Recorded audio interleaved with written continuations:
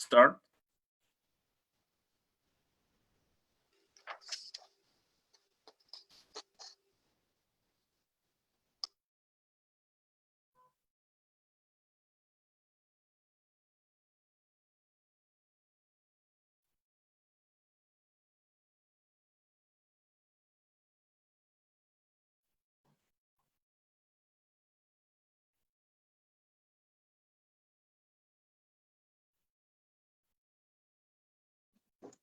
Hi, everyone, and thank you so much for joining this webinar today, where we're going to be looking at the impact that COVID-19 has had on implementation of the Africa Continental Free Trade Agreement.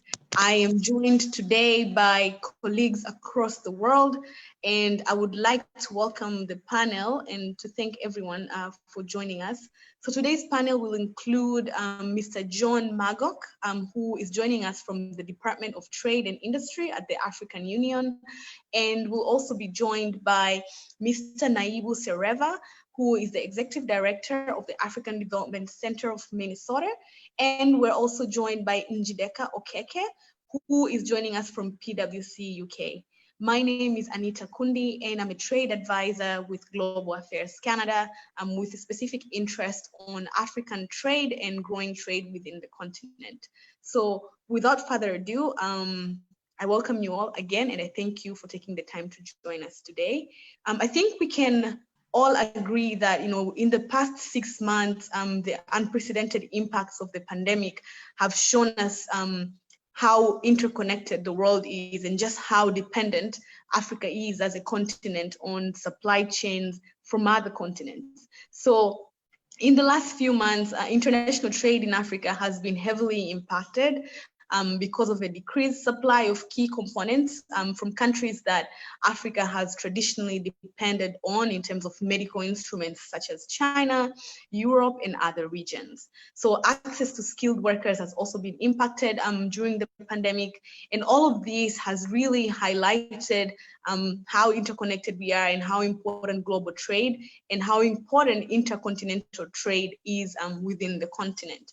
According to research that was done by Baker McKenzie and with Oxford Economics, it showed that the Africa Continental Free Trade Agreement has the potential to bring about $3 trillion for manufacturing products, industrial machinery, transport equipment, medical equipment, and it would constitute almost 50% of Africa's import needs. So just seeing how the COVID-19 impact has impacted implementation of the Africa Continental Free Trade Agreement is important for us to understand how do we move on as a continent, given that this pandemic has had such a huge impact on our economies. How do we move forward?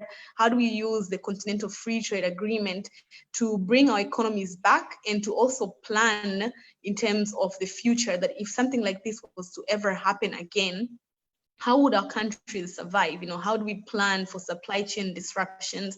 How do the companies within the continent plan for these kind of disruptions?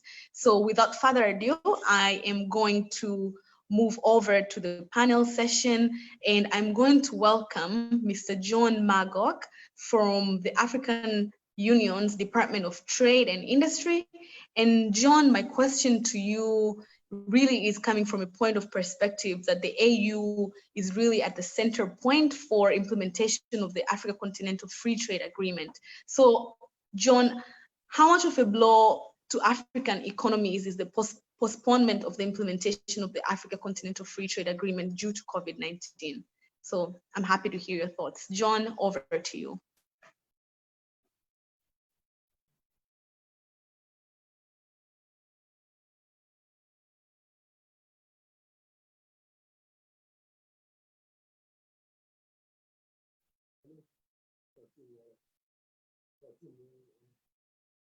John, I'm not sure if anyone can hear you because I cannot hear you. So I'm just wondering if you're able to get on board, to get your camera on board and your mic on board as well. Thank you. Oh, Anita, sorry, the connection is, it went out a bit.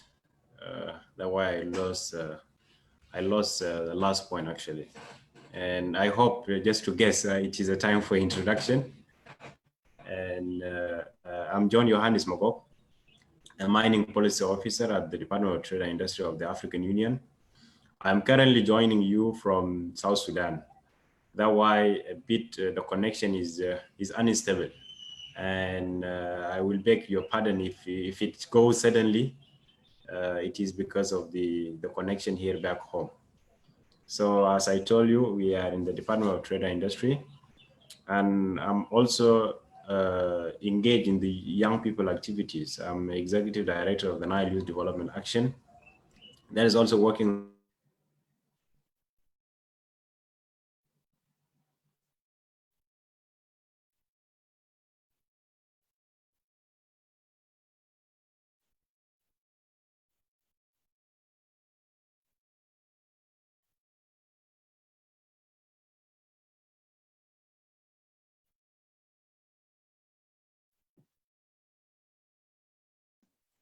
I think we have lost John due to some technical challenges, and this again just highlights just how, as a continent, the technology needs that the continent has and the potential that, free trade could bring to the continent.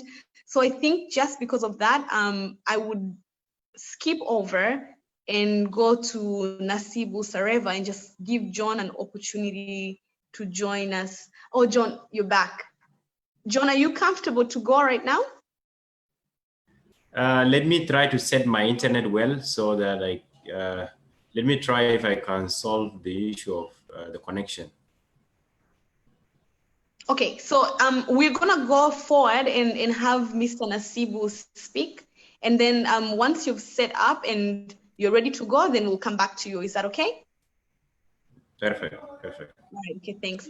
So Mr. Nasibu Sareva from the African Development Center of Minnesota, my question to you, just coming from the perspective of diaspora, if you were to weigh in on the thoughts on regards to what's happening with the Continental Free Trade Agreement and the impact of COVID-19 in Africa, I welcome your thoughts right now. Thank you. Thank you. Thank you so very much, Anita. I hope all of you guys can hear me. First of all, before I introduce myself shortly and start talking about this topic, which is really dear to my heart, I would like to send my condolences to the family, to the government of Tanzania, and people of Tanzania for losing our beloved former president, Honorable Benjamin William Mkapa, who some of you may have heard that he passed away yesterday. And secondly, again, I would like to, it's an honor to join my colleagues here, John and Chideka, and really appreciate for me being able to join all of you. Sorry, Nasibu. Godfrey, I'm going to ask you to mute because I'm not able to mute you, and we can hear noise coming from your end. Thank you.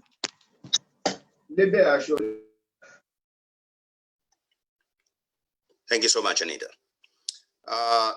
So this again, my name is Nasibu Sareva, Executive Director of the African Development Center. It is a non-profit organizations, community development financial institutions that was created by African immigrants for African immigrants here in the US. We are really very unique in terms of providing financial services. Our work is to actually empower African to do economic empowerment to the African immigrants here in the state of Minnesota.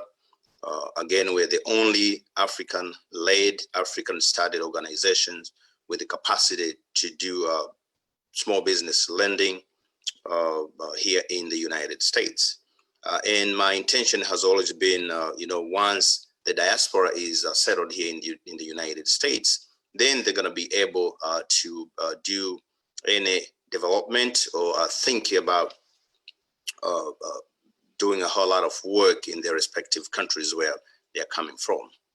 Now, when it comes to this topic, first of all, I'd like to say there's a need of active engagement that really will foster the convening of events, sessions, as the African Union call regional consultative conferences in the various regions of the world, especially in the US with significant diaspora populations, to formulate a good roadmap for ensuring effective diaspora participation and integration and development agenda of Africa. Again, as always, when I talk about this work, I talk about Agenda 2063, the Africa we want. If that is the Africa blueprints and master plan for transformational Africa into global powerhouse of the future, I would say that all of us, the diaspora, need to really understand what is that Agenda 2063. I know that soon after the launching of the Africa Union in 2002 in South Africa, the Assembly of Head of States met in Ethiopia to establish, among other things, a legal framework that will create the necessary and sufficient conditions that would invite the African diaspora to participate fully as an important component in building first the African Union and two, the continent.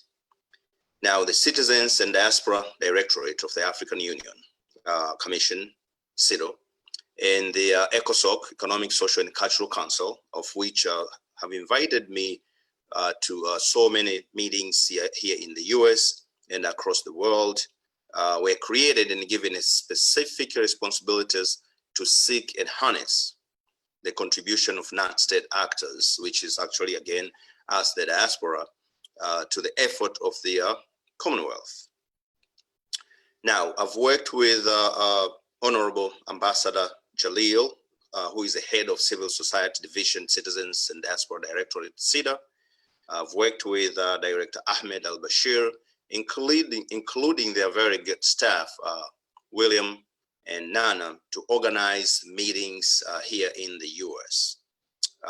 Just to make sure that the diaspora really understand what is Agenda 2063, of which I'll touch just a couple things here before my time is out. At the same time, so really the diaspora to understand what is African Continental Free Trade Area and when exactly the implementation is going to start, and what exactly do we need to do as the diaspora to make sure that we take advantage of that AfCFTA. Now, a bunch of meetings, sessions, convenings were done last year, and one of the sessions of which I organized here in Minnesota was also done last year. Now, going back to the topic of implementing African Trade Pact past COVID, again, here it is. As far as I'm concerned, the diaspora really, most of us in the diaspora really don't really understand very well about the African Continental Free Trade Areas, of which, again, as I said, CIDO and ECOSOC, we're doing really some great work to make sure that people understand. And we were still, as far as I'm concerned, in the process of making sure that the diaspora understand that very well and when exactly the implementation will take place. Because if you're not understanding, you're not even going to know when exactly the implementation is going to take place, let alone for you to be able to actually take advantage of this, one of the world's largest single market. As Anita said, it has been estimated that anything between $3 to $4 trillion of spending and investment transactions can occur within this, again, largest world single market that has been created by the Africa. Now, again, going back to COVID, all the convening that we're actually supposed to be done since January,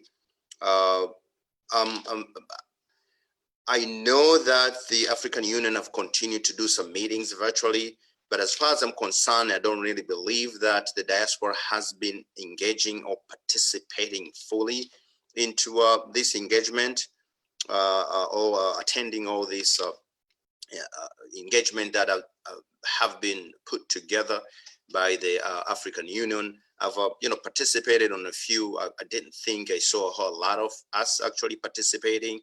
So the COVID, you can see the effect of COVID here, that, because of that, people are really not engaging really fully. So had the implementation started the way it was planned, I would say that people from the diaspora would have been 6 months behind in terms of really just understanding when exactly the African Continental Free Trade Area implementation got started, and what exactly are the priorities and then some important things that would actually got started at the time. So my hope here really, as Anita said, not only waiting until the pandemic, it seems like we're going to live with this coronavirus for quite some time, as the African Union and the head of states and the continent trying to figure out and how we can implement this. Again, whether it's going to be after 6 months or not, I think we need to continue to galvanize African diaspora constituencies around the world. We need the participation of the diaspora in the affairs of the African Union and unite and mobilize Africans within and outside the continent, and harness their collective efforts towards the building of the continent.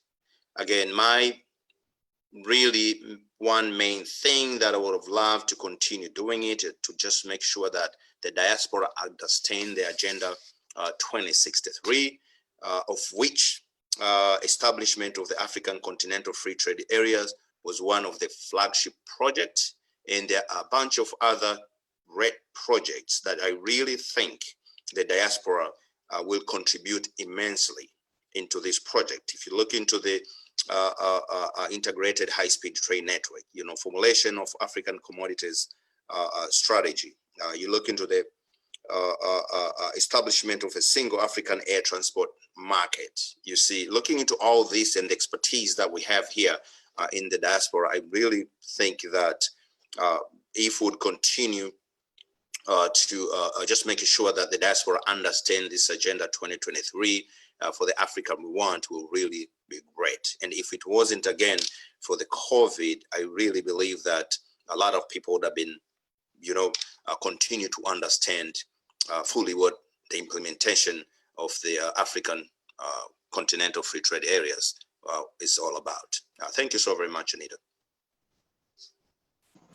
Thank you so much, Nasibu, for that really moving contribution on what the diaspora think. And in fact, I really resonate to what you just said, because I was reading an article and I was really surprised to find out that African diaspora contribute about $3 billion in terms of remittances that they send back to the continent. So their contribution towards the projects, towards the plans, and their understanding towards the plans for the Continental Free Trade Agreement is of paramount importance. So thank you so much. And right now, my next question is going to go to Ms. Njideka Okeka from PwC UK. And NJ, if you can tell us what sectors have been impacted by COVID-19, and how companies are planning to cope, and how this all fits in within the implementation of the African Continental Free Trade Agreement. You're welcome. Thank you so much, Anita, and I hope everyone else can hear me clearly. First of all, I want to say a huge thank you for being a part of this panel, and also to put a disclaimer out there to say that the comments and my views are mine, and they do not represent my firm or the company I work for.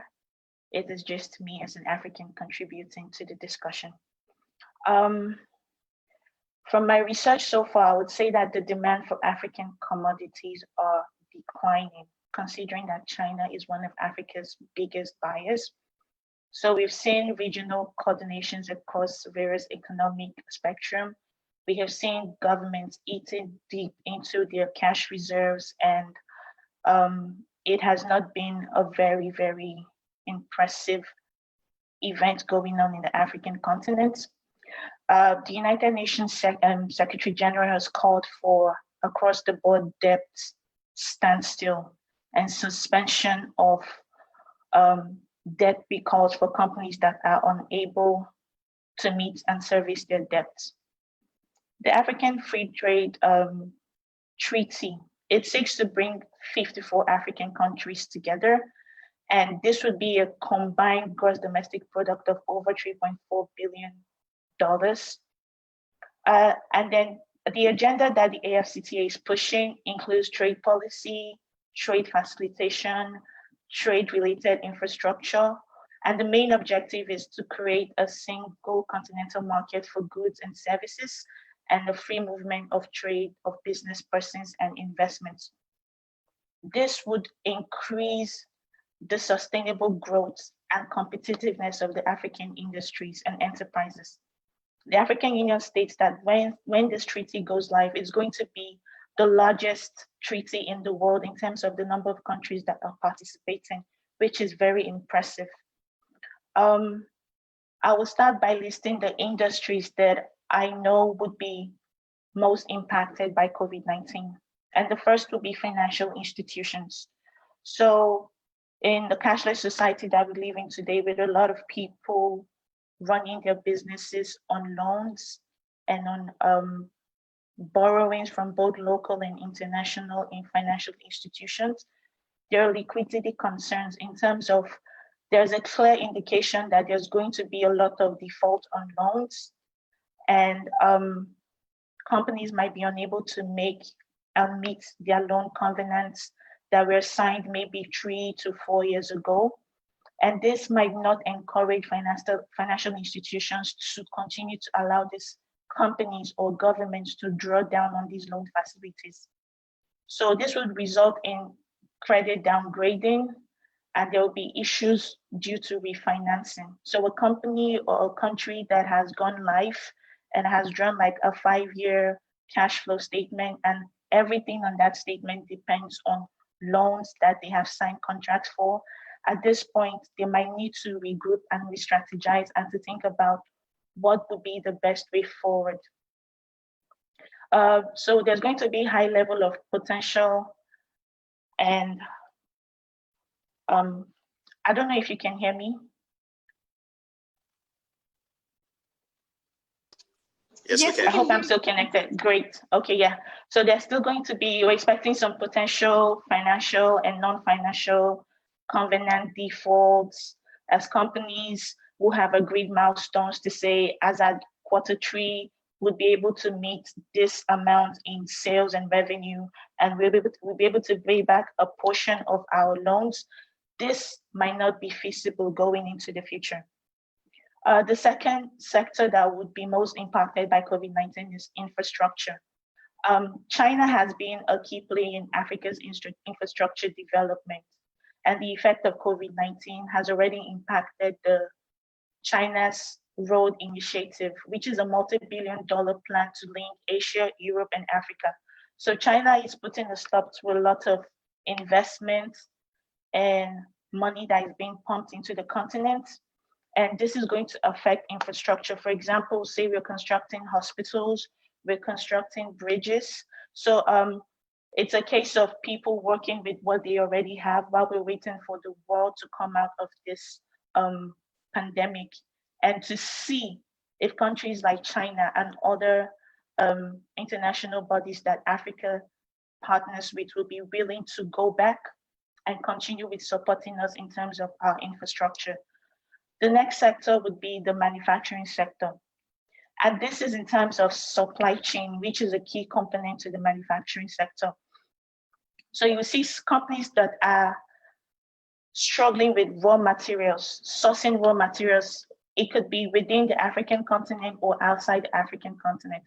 So businesses that were lucky enough to have large inventory balance just before COVID-19 hits, they would be able to sustain their businesses, but the question is for how long?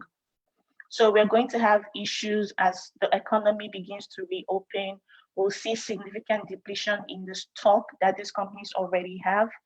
And there's just going to be a case of a fraction of these stocks being replaced. Factory closures globally has increased the rate of supply chain disruptions. There'll be delays of raw material supplies. There'll be shortages. There'll be increase in costs. There'll be reduced orders. These are already affecting companies, manufacturing plants around the world, including Africa. The other sector that would be mostly affected by COVID-19 is the energy and mining. So we've seen a large-scale closure of ports and travel restrictions, manufacturing shutdowns. All these are decreasing the demand for African oil, African iron ore, and as well as cocoa and some other raw materials which we'll export. Another very big part of the economy that will be impacted by the pandemic is trade, which is a topic that we are discussing today. African exports to the world are heavily focused on raw materials and our natural resources. And there's been a wide-scale reduction in the demand of these natural resources. Like in the midst of the pandemic, we were dealing with the global fall in oil prices that affects like a reasonable amount of African countries. So we're seeing this decline. There's like a nosedive of the demand of resources from Nigeria, resources from Ghana, resources from Cote d'Ivoire and other African countries. So this is a sector that I think would be most impacted. And the fact that we're discussing the free trade treaty today, I think countries will be in a good position to position themselves to be ready to join and reintegrate with the world as soon as the pandemic is to a large extent contained. So we should be looking to reopen our borders. The travel restrictions should be looked into to see how best we can cope. This is not to say that we should open up ourselves to the dangers of the pandemic, because health is wealth and we don't want to have sick people. But as much as we're being careful and putting in checks and things that would help us protect our people as Africans, we should also be planning ahead of when this pandemic is contained and trade begins to gradually pick up. So it's a clear indication of the impact of COVID-19 that even the African Trade Treaty has been suspended. But that doesn't mean that plans should be put on hold. That doesn't mean that countries should not begin to anticipate and forecast for when the pandemic passes, because it will eventually pass. Things might not necessarily get to be go back to the way as they used to be, but it's an opportunity for us to break new grounds. It's an opportunity for us to grow. I would also want to expand on my conversation and speak about the industries that would most possibly experience exponential growth as we move into the post-pandemic era. And the number one on my list would be healthcare and large pharma companies. We can already see that a lot of countries are innovating and working around ways to come up with a vaccine for the virus, which is really impressive. We'll see what some African countries have been able to do, and we're happy. I'm personally happy that Africa, to a large extent, was able to contain this pandemic. It wasn't as widespread as we've seen in some other countries. So as we're moving gradually into the post-pandemic era, the healthcare and the pharmaceutical industry is a good place that I think African countries should focus on. And this would help us in terms of partnering with large pharma companies that we see that are already making headway with finding a vaccine. I know we have brains and we have a huge number of research that has been done in the African continent. This is an opportunity for us to partner and share our ideas with companies that seem to be breaking the ground in the vaccine. Another part of the economy that would I would say this skeptically. Another part of the economy that would see increase would be the stock market. And at this point, I'm going to say a famous quote from Warren Buffett, where he said, "Be fearful when others are greedy, but be greedy when others are fearful." So at this point, there's a lot of fear in the stock market, in the Nigerian Stock Exchange, in the New York Stock Exchange, in stock exchanges across the globe, the Financial Times Stock Exchange. A lot of people are panicking. A lot of people are selling off their shares and investments. Now, the truth is a lot of companies would possibly go bankrupt. But at this point, when people are like discarding their investments, it is a good time for companies, and not just companies, countries as well, to invest. But this is going to be what I call smart investing. Like, you have to carry out a detailed analysis. For example, if we hear that a country is breaking grounds in the COVID vaccine, countries around Africa should invest in the companies or the government organizations. It could be the African Union, CDC, that are putting in effort into this. There could be investments in these organizations and NGOs to push them, to support them. And then we don't just see our continent and our world get better. It still brings us back together to the global trade that we're trying to push. So as much as people are being skeptical and everything, it is a good time for us to jump in and take advantage and see how we can better position ourselves for when things stabilize. At this point, I'm going to stop here just to give the other speaker a chance to carry on. Thanks, Anita. Thank you so much, Njideka, for that really moving insight in terms of like the sectors that have been impacted.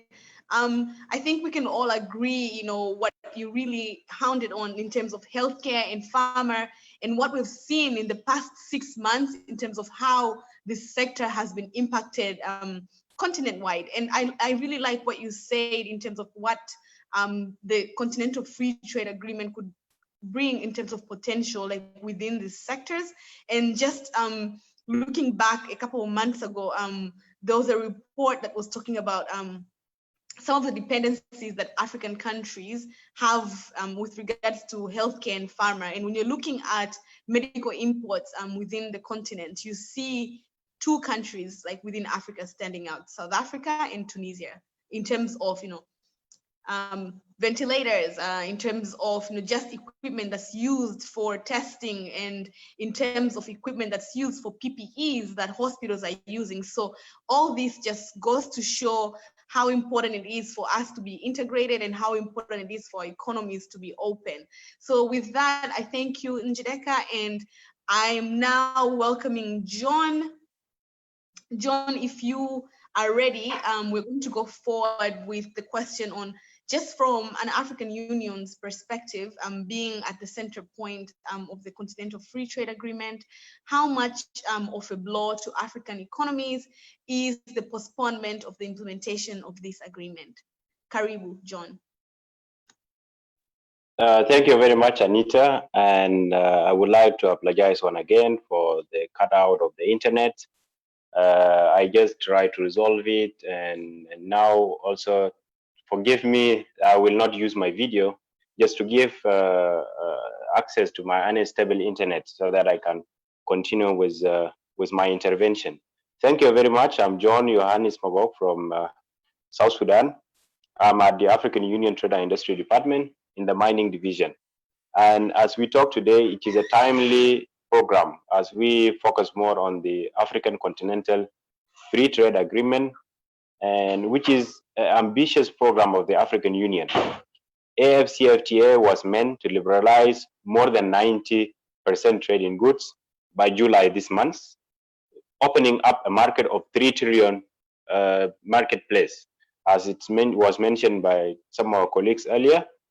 And our intention, the AfCFTA was going to, this is a positive aspiration that we have at the initial stage by launching the trade. But unfortunately, COVID-19 presented inevitable challenges across all the member states of the African Union. As we all know, it's like a hit for us, where now the priorities are given to the response and prevention of the pandemic that emerged with restriction, lockdown measures across the continent. And this also give another, it's like another storm that prevented the commencement of trade between the African countries. But still, however, there is also one positive note, that the postponements of the commencement of trade might also give an opportunity to continue discussion in other modalities, on other agreement on how best we can remove the physical trade and non-tariff barriers. These are some countries have also their observation in that, because the African Union is a policy program and it still also need to consider the priorities of member states. So this pandemic might give us also opportunity to negotiate more on how to liberalize our economic for this to realize the aspiration of the Agenda 2063 through the flagship of the AfCFTA. And for us here in Africa, the AfCFTA is a whole societal approach that includes all the segments of our societies. Young African in business, it also includes the women in trade, African cooperation, small and medium enterprises. So it is a holistic, it is inclusive, it includes all the private sectors to also contribute in this huge market. So AfCFTA is a tool to drive growth, innovation in Africa, and also to create opportunities for sustainable development in realizing the African Union Agenda 2063. And this also requires the participation of private sector. That's why there is small and medium-sized enterprises are joining in also to have their opportunities. But now, since we are in a pandemic that we cannot really, it is a bit hard to trade under the current circumstances, given the fact that our borders are a bit closed, there is a restriction, and it might be some countries also might also exercise the protectionist policies to allow other member states not to trade among others. But still, however, there is an active role which is played by the African Union in allowing the transit of essential goods, because we know we are in the middle of pandemic, but still there is goods that are necessary for our continuation in our different countries. So there is a modalities where the essential goods can still transit the country through the borders, like the medical supply equipments and other food stuff that are also necessary among the African countries. So this one they are also in a continuation where the accessibility is already going on across many member states of the African Union. So this is also a positive note on our side, even if the commencement of the initial plan to be on July, it was postponed. But it still, however, it gives also this chance of negotiating more on trade barriers and also on non-tariff barriers. It gives us that opportunity of relooking into the AfCFTA deeply, particularly injecting also the digitalization of current world, because this is a new normal. It is where we also look into how we can trade best online.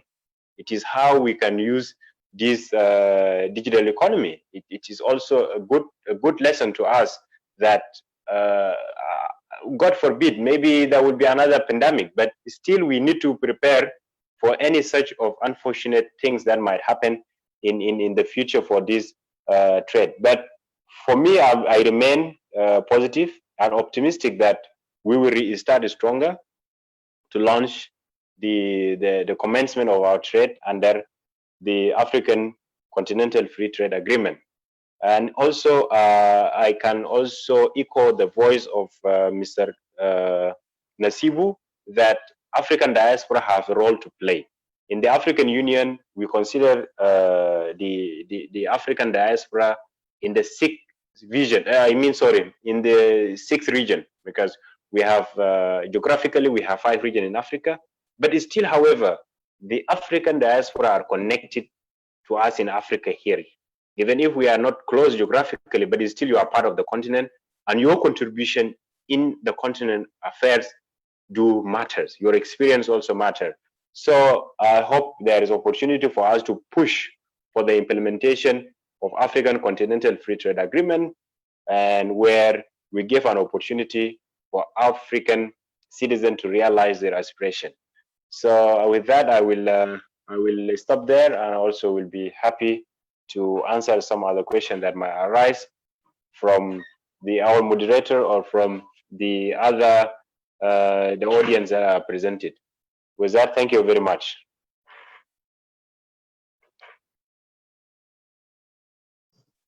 Thank you very much, John, for your contribution and your points on just the need to prepare and the fact that the pandemic is teaching us that, not everything is going to go as planned. And as a continent, we need to be able to have different options in terms of how the agreement is going to be implemented and in terms of how trade is being conducted. And with this, I would like to take the opportunity to also thank the other panelists for their insightful contributions in this webinar. And I would like to open it up for 1 or 2 questions from the audience. If there's any questions, I'm going through the chat just to see if there was any question that was raised that we can answer. But if there's any question, I'm going to allow about 5 minutes for the questions. But if there are no questions, then we are going to call it a day and to thank everyone for their time. So I'm giving it 5 minutes, see if there's any questions, reading through the chat. So if you have any burning question, now is the time.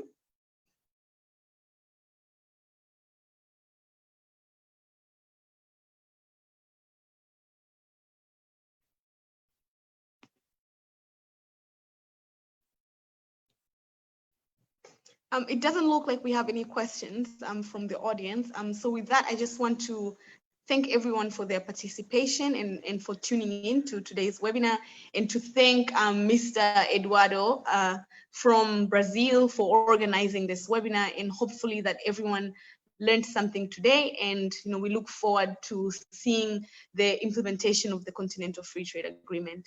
Thank you. Thank you so much, Anita. Thank you so much, Anita, and everyone. Glad to interact with you all today, and let's hope we have more in future. Thank you very much.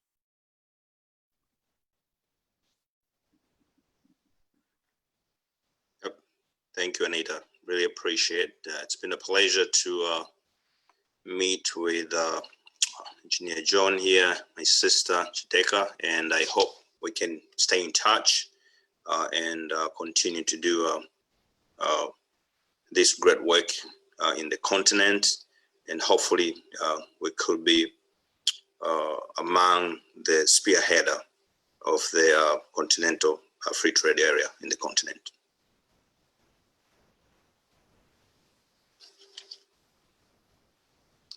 And John, any final points?